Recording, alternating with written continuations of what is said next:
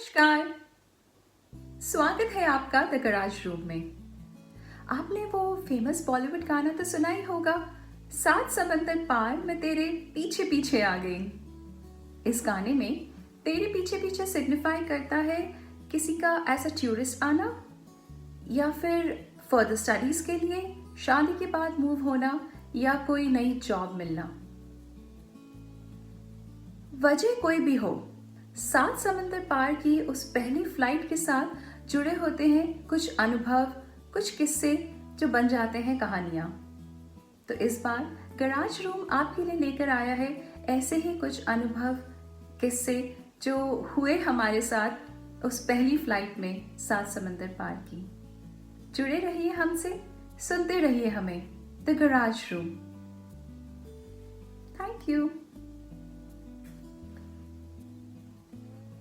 मेरी सात समंदर पार की पहली फ्लाइट ने मुझे रूबरू कराया उस एहसास से जो है भीड़ में अकेलेपन का।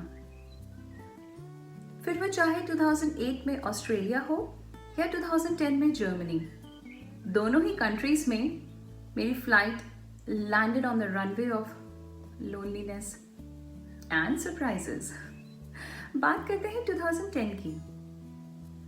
कुछ एक्सपेक्टेशंस और बहुत सारे एक्साइटमेंट को एक सूटकेस में भर के मैं पहुंची एक ऐसे देश जहां की भाषा उस वक्त मुझे बिल्कुल नहीं आती थी।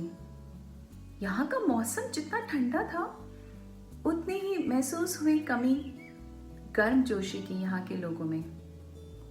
रंगीलो राजस्थान से बिलोंग करने वाली मैं चारों तरफ पता है क्या देख रही थी? Black, grey, blackish grey, greyish black, blue और व्हाइट कलर। That's it. सुनसान सी गलियां, इतने कम लोग। ऐसा लगता था इस शहर में ना हमेशा कर्फ्यू है। पहले पहले मैं यहाँ किसी को भी नहीं जानती थी और टेलीफोन, इंटरनेट कनेक्शन, इन सब में भी ऑफ कोर्स टाइम लग रहा था। इन सब के बीच मेरी जैसे टॉकेटिव इंसान ने चुप रहना सीख लिया। अब मैं मिस करने लगी थी वो शोर जो म्यूजिक जैसा लगने लगा था इंडिया के उस कियोस्क का, वो ऑर्डर जो वहां के डिसऑर्डर में है। मेरी ठहरी हुई सी जिंदगी को तलाश थी उस रश की, उस दौड़ भाग की। तो एक दिन मैंने सोचा चलो अपना नेबरहुड एक्सप्लोर करके आते हैं, और मैं निकल गई गलियों की खाक छानने। 2 गली छोड़ के मुझे सुनाई दी एक घर से प्रेशर कुकर की सीटी और किशोरदा का गाना। वो सुनते ही मेरी खामोश सी जिंदगी में एक जानी पहचानी आवाज की दस्तक हुई।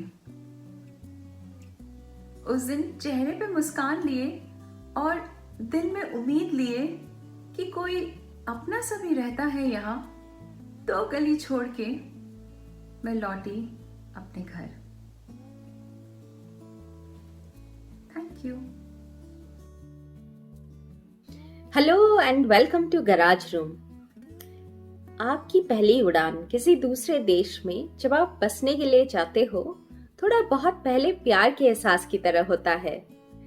बहुत सारी खुशी, थोड़ा सा रोमांच, थोड़ा सा डर और थोड़ी तन्हाई, इन सब के साथ कभी न भूलने वाली कुछ यादें, कुछ पल।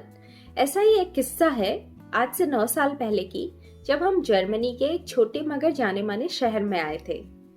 हम आए थे एक शहर से जिसको लोग मैक्सिमम सिटी के नाम से बुलाते हैं, क्योंकि वो शहर कभी सोता नहीं है। और यहाँ पहुंच के शनिवार को रात को 8 बजे देखते हैं कि मानो शहर बिल्कुल सो सा गया है। अक्टूबर का महीना था, काफी ठंड थी। हमें हमारे दोस्त ने बताया कि अगर कुछ ग्रोसरी लेना चाहते हैं तो आज ही जाना पड़ेगा, क्योंकि इतवार के दिन तो सब कुछ ही बंद रहता है। दवाई अगर लेनी हो तो पहले से तय की हुई कुछ इमरजेंसी स्टोर्स ही खुली रहती है, वरना सब कुछ ही बंद रहता है। हम रह गए हैरान, क्योंकि ऐसा कभी पहले सुना नहीं था। खैर, दोस्त क्या कहा मान, हम भागे भागे चले सुपरमार्केट की तरफ। पास में जो सबसे नजदीक था वहां पहुंचे। देखा कार्ड लेने का एक व्यवस्था है कि आप कॉइन डालो और कार्ड निकालो, लाइन में रहने की जरूरत नहीं है। हमने कार्ड लिया, फिर अंदर जाके देखते हैं कि एक अनोखी जादूगरी दुनिया, क्योंकि जर्मन तो समझ आती नहीं, और दूध और चीज इतने तरीके के हमने कभी जिंदगी में देखा भी नहीं है। बाद में समझ आया अलग अलग रीजन या फिर अलग प्रक्रिया से बनी हुई ये सब अलग तरीके के पाए जाते हैं।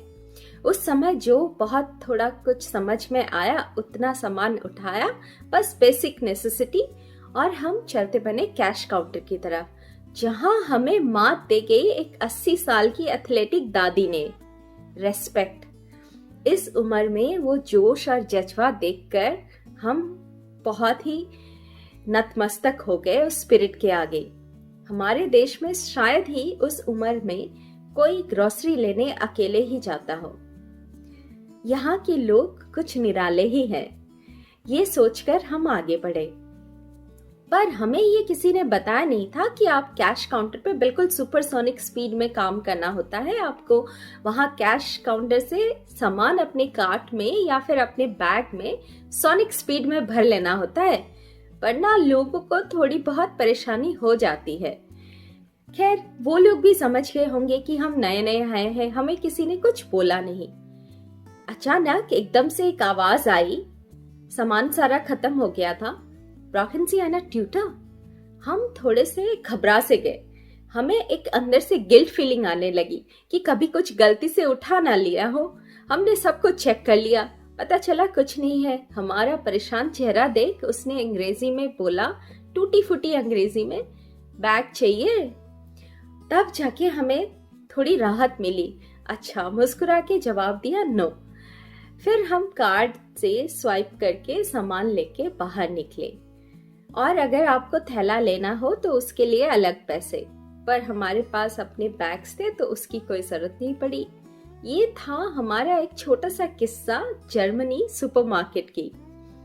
बहुत सारे किस्से कहानियों के साथ हमारे टीम आपके साथ ऐसे ही आती रहेगी।